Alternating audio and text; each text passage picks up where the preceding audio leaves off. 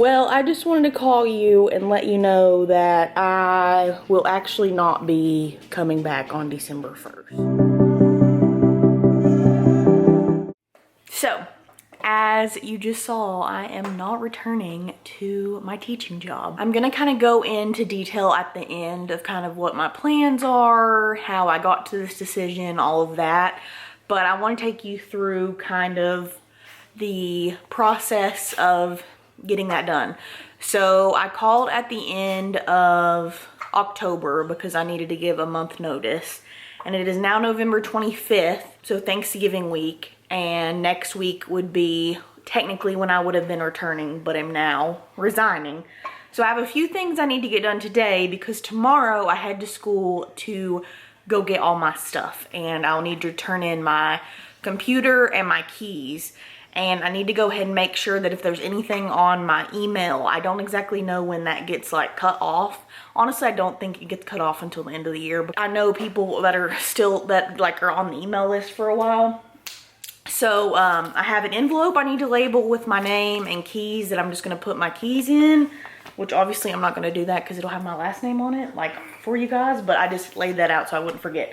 So the first thing, which will be the easiest, is I need to sign out of my Chromebook. Let's go ahead and get that done. Okay, I'm pretty sure this is at a different angle, but it's fine.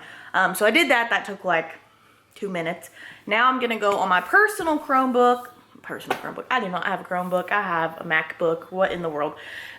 My personal computer, and go through my drive just to see.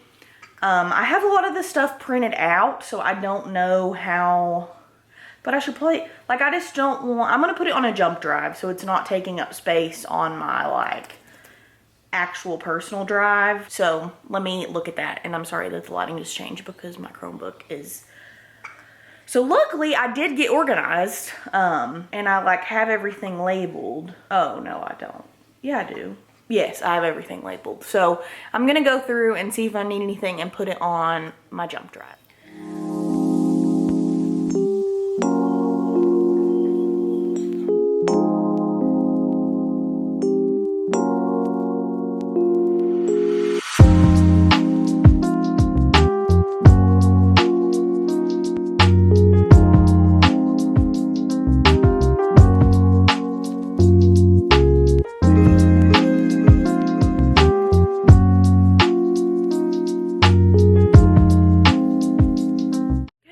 In my room, and I don't even know what time I got here, but I'm already sweating. I'm literally so mad, and I'm literally injured. So this person who is taking over this room has decided that they were going to figure out what they thought was mine and what's not. So like half my stuff was in the hall, some of it was in the auditorium, and then most of it's in here, honestly, with her crap in it that she thinks I'm gonna leave. And I'm literally taking every single piece of my things if I have to stay here for all night. Literally, these people, like, it was just like my bins were in there. There were crayons, which I know don't seem like a big deal, but I bought them out there just to give away. I'm so mad. And I understand that, like, she wanted to redo the room, but, like, could she not have waited until right now? And I feel like there's probably a camera in here. I don't really care. But they literally put a microwave in a box with other stuff on top of lockers.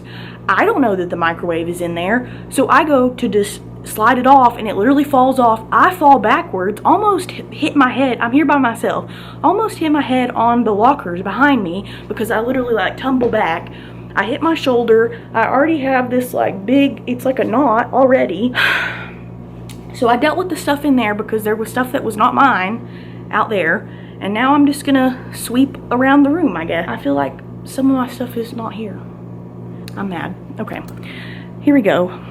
The sooner I get to work, and the sooner I can leave and be done with this place.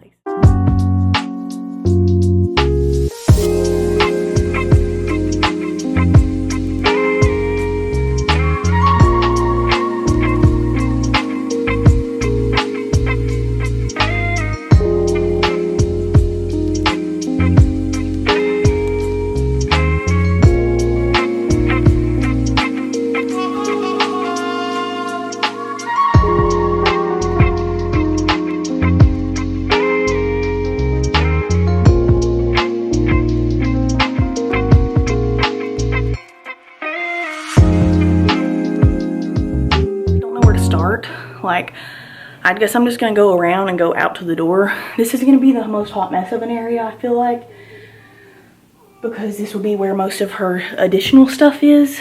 I don't know, I just have to get out of the mindset of like they're gonna be mad when they come in here on Monday, but like I said, I'm picking up my things, and like that literally means it all because I bought it. Like, I'm not leaving it, and they don't know if I'm going back to the classroom or not.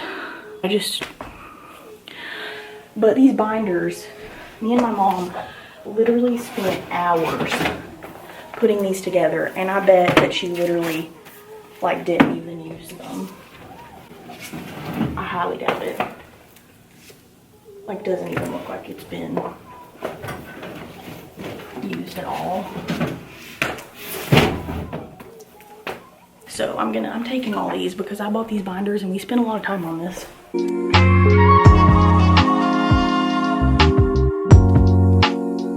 Also, we put curtains up and they took the curtains down, but I guess they threw away the curtain rods, which would be the more expensive part of it.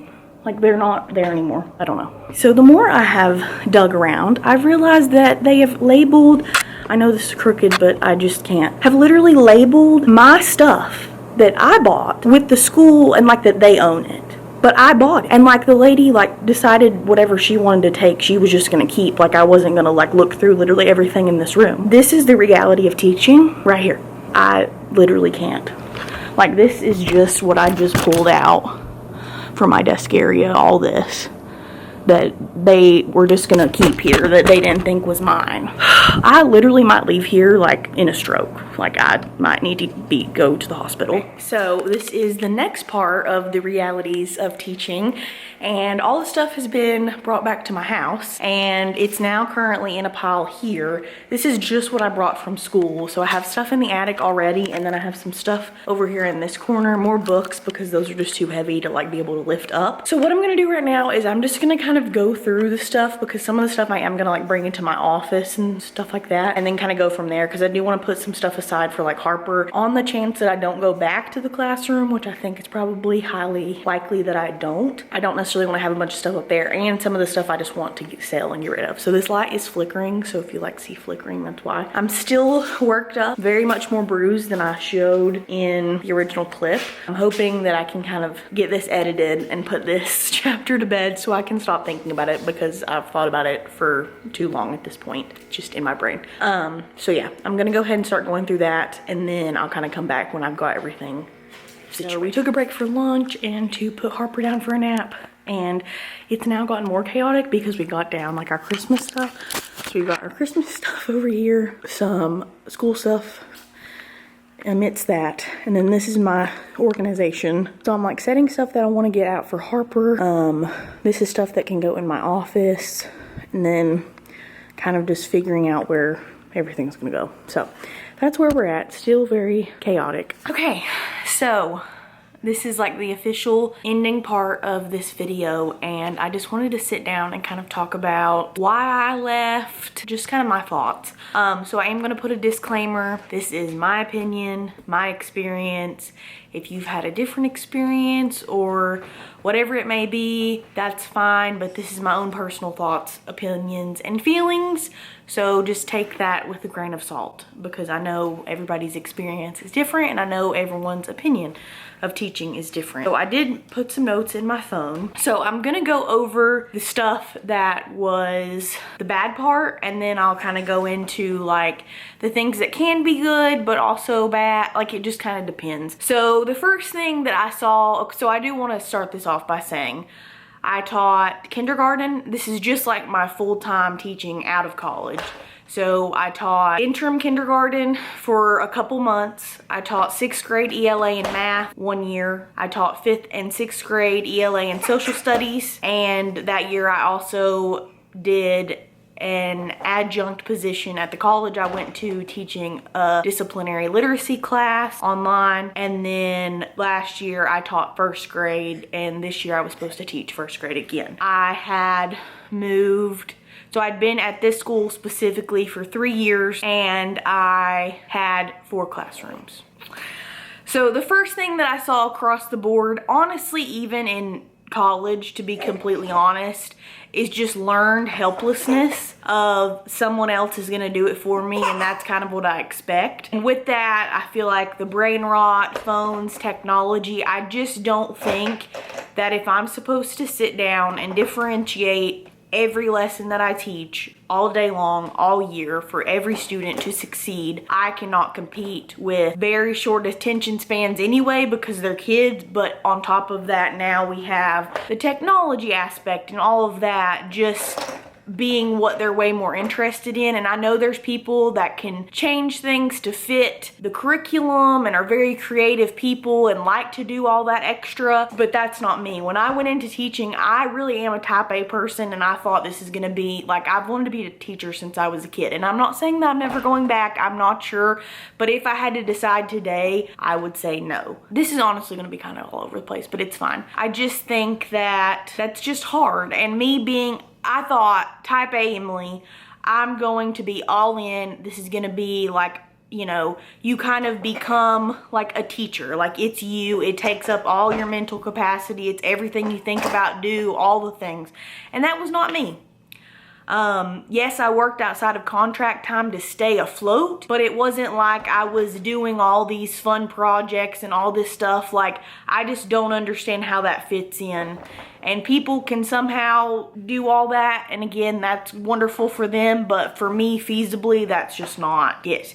And so as I mentioned, I taught a lot of different things and a lot of different classrooms. That's just a lot. It's a big ordeal to move classrooms. The first year that I was there, I moved classrooms. Like, my principal, and this isn't anything to him, this is how this went down. He would keep asking me, oh, do you like want to move rooms? Like, because the music room was under me and it was loud, and I was like, no, I like this room, like blah blah blah, like, you know, I've got it set up, blah blah blah. And then it got to the point that was like, oh, like you're moving. And so one day before spring break, the whole middle school helped me move my stuff, and then over spring break I was at school putting the room back together so that when we came back it was ready to go. So that's just a lot. It's hard, and that's not everywhere. I was at a smaller school, so there's only limited people, limited grade levels. I understand why it was happening, but I just don't feel like when we as teachers are getting scored and, you know, we're looking at test scores, we're looking at observations, we want the data to be good.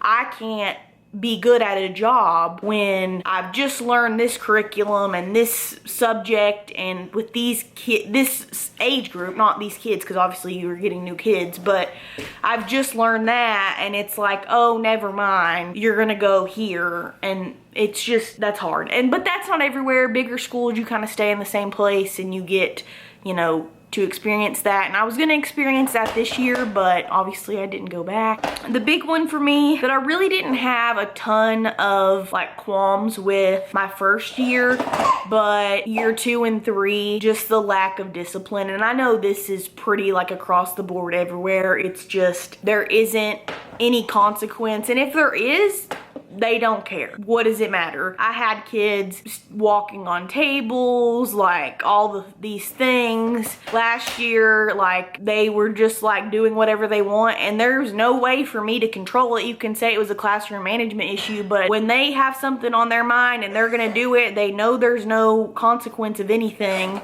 And I'm literally just told to be mean, and they get yelled at for 2 seconds by someone else. Maybe walk some laps at recess. Like, they don't care when there's no, and that just kind of encompasses everything in the experience. If they don't care, like, you can't do anything with that. I can't make you care.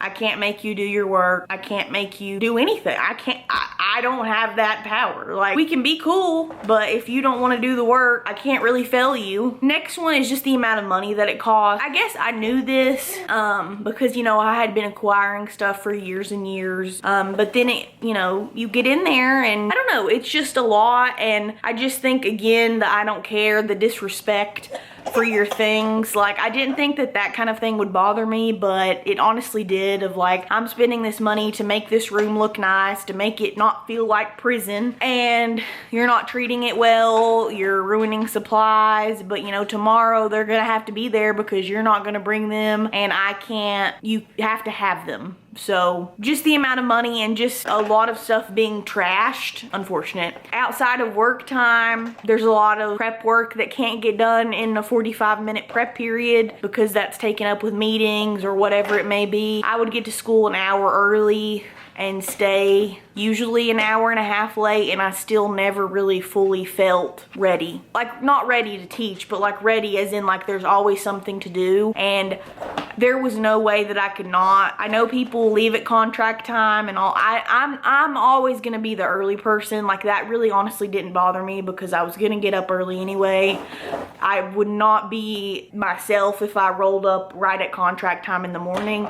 The afternoon was a little different. You're tired, you wanna leave, but I just didn't like being unprepared, and there's not a lot of time in the morning to get stuff done before people start coming, wanting to talk, whatever it may be, kids come into your room, stuff like that. So there's just a lot of stuff for me to feel like not stressed about it. I had to do that work outside of my contract time, but also, you know, we have to have professional development that we have to pay for to keep our license up, and most of that, you know, is on the weekend, in the summer. I was putting together a classroom over spring break. When I first got hired, I was putting my classroom together over fall break. We go in before kids in the summer, before our official contract has begun. It's just, you're packing up your room at the end of the year, and like, I had to pack my stuff up because I just honestly didn't trust that it was gonna be where it was supposed to be. And I think this experience that you just watched was why I chose to do that, and I honestly wish I would have just took all my stuff and just let it be what it is, and if I would have came back, brought it back in it. But I was very pregnant, so I was not gonna pack up my whole room. Yeah, just a lot of outside of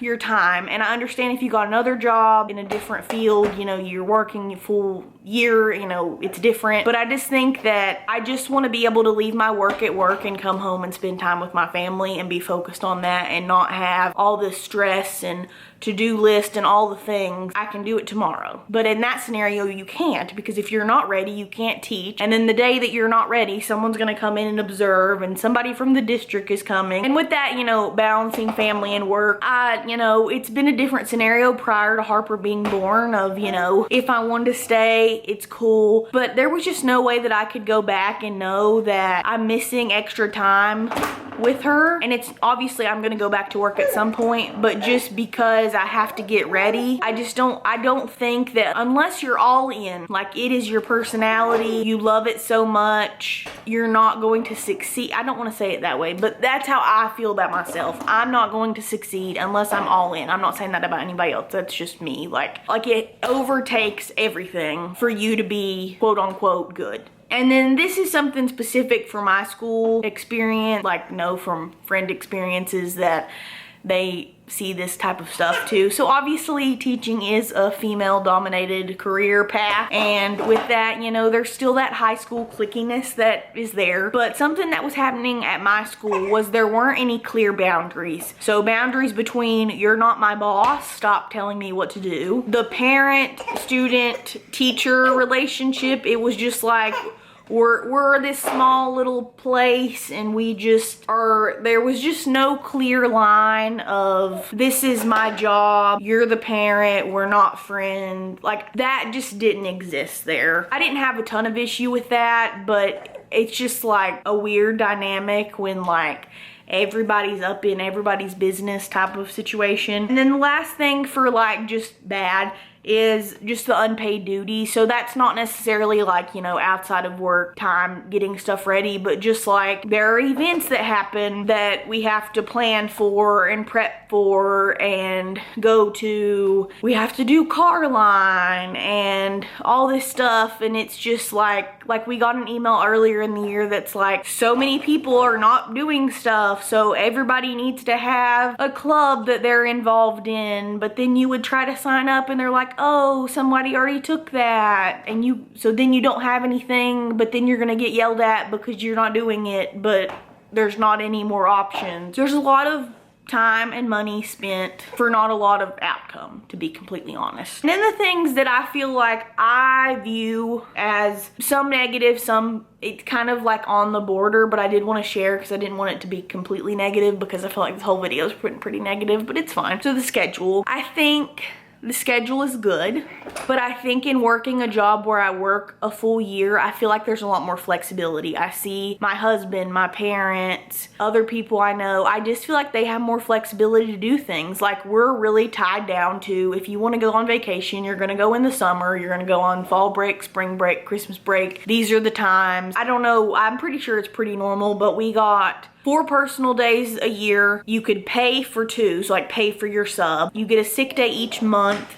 and then you can obviously accrue those. Obviously you can go unpaid, but like, I'm not gonna select that option. I think it's a little bit, and you know, if you're out because you're sick or whatever, you're making sub plans. I didn't do that a lot of like, I didn't luckily get sick a ton where I had to like make them on the fly, but there were a couple times that I had to, and it was absolutely terrible. It was 4 o'clock in the morning and I'm typing on my computer, but like, even if it was something prepared, like I knew I was gonna be out, like that's taking multiple hours of stuff. And you know who doesn't care about it or want to do it or act like they've never done it? Your kids. So you spend all this time putting together whatever it is, even if it's not a lot. Are they going to do it? Probably not. The money, I didn't think that I made a bad salary. I'm not going to share that. I do have my master's degree, so I do feel like that made a difference. I wasn't in the highest paid district in my area. It was kind of on the higher side, I feel like, for the area that I live. You're spending all that money on stuff for your room. Like, the expectation is that your room is Pinterest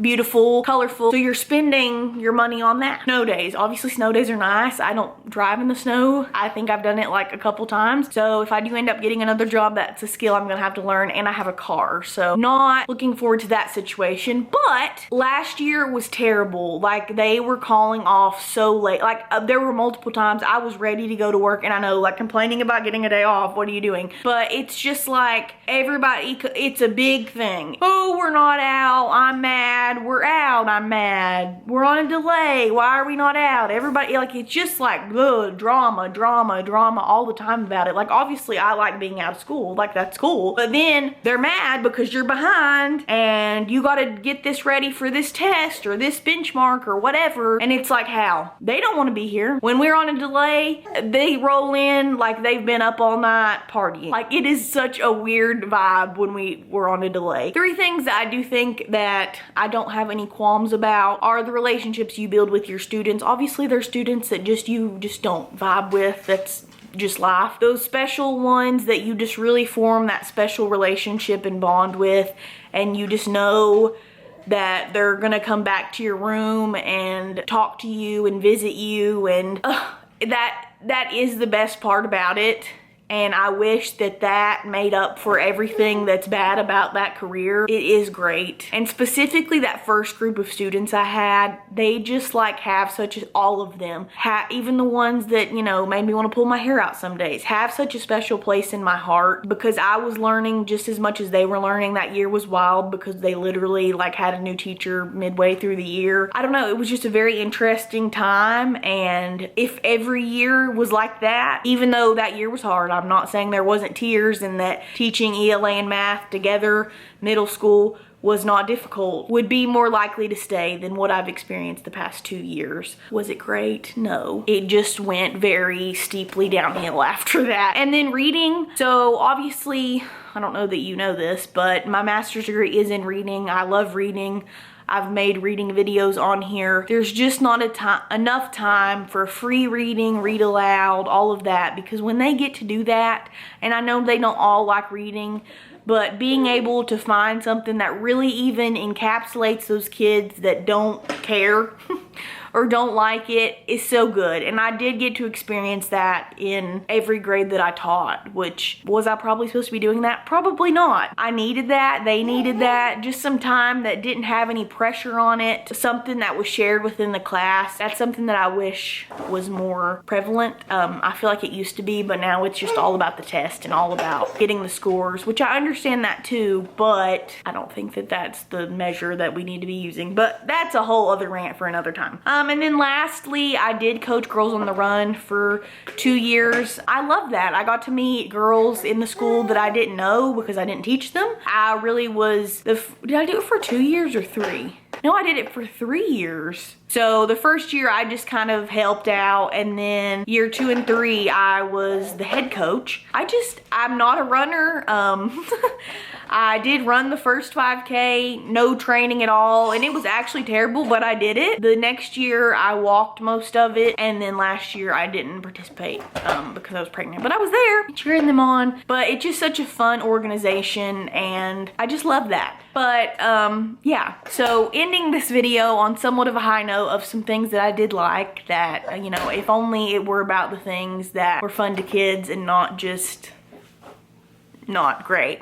I just wanted to share this experience. I knew I wanted to have this documented because I knew it was going to be a hot mess from the moment that I even went back to the school to get my stuff, and obviously it honestly was worse than I could imagine. So as for what's to come for me, right now I am staying at home with Harper. I do plan to get probably something part-time. Right now I'm kind of on the hunt, you know, if there's something razzle-dazzling me, that doesn't make any sense, razzle-dazzle that interests me, you know, I'm gonna apply for it. But I would like to do somewhat of a series of like finding a job outside of teaching and kind of what the reality of that is, because I kind of have gone through this a little bit while teaching.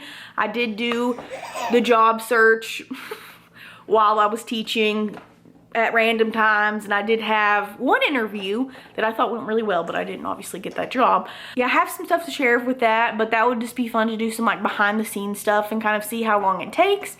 But I think the goal right now is if something piques my interest, whether it's full-time or part-time, apply for it. In the spring-ish, get more serious, and then hopefully find something part-time and then move to full-time, or, you know, maybe jump right back into full-time. I don't know what that exactly looks like or where we're at, but that's kind of the tentative plan at this point. So yeah, I just wanted to share that this kind of ending to this chapter for right now. I might surprise myself and jump back in, I don't know. Again, I don't think deep down in my heart that I'm going to, though. I do kind of have the curiosity to try something else just to see what it is, and maybe it's terrible and I'm like, teaching's where I need to be. But yeah, so hope you guys enjoyed this video. If you have any experience on leaving the classroom or anything like that, please leave all the interesting information down below for anyone who's wondering, and I will see you in my next video.